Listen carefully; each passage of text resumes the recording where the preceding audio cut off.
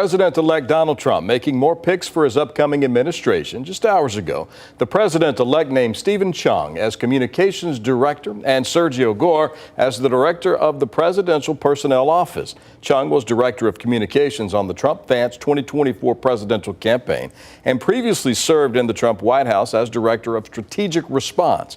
Trump is also nominating North Dakota Governor Doug Burgum to run the Interior Department. Some of the president's cabinet picks, the president-elect's cabinet picks, are members of Congress, and those approvals to the new administration could get complicated. Casey Decker with our Verify team has more on the process. Donald Trump was elected president last week, but he doesn't take office until late January. In the meantime, he needs to hire staff and nominate people to head up the major agencies. Some of the nominees so far: Florida Senator Marco Rubio, Florida Congressman Matt Gaetz, and South Dakota Governor Kristi Noem. But if they take jobs in Trump's cabinet, do they have to resign from their current offices? Let's verify. Our sources: the Constitution, the National Conference of State Legislatures, and various state laws. The answer is yes. Elected officials will have to resign from their current jobs in order to join the Trump administration.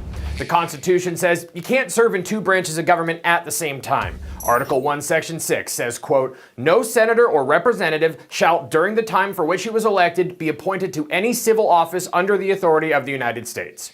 This clause doesn't apply to state offices, but many states have their own similar laws on the books. As for who fills the vacancies once these folks resign, it depends on the job. The Constitution says that in the House, a special election has to be held to pick the replacement. Until then, the seat stays empty. 4 of Trump's nominees so far are sitting representatives, including Matt Gaetz, his pick for Attorney General, who's already resigned.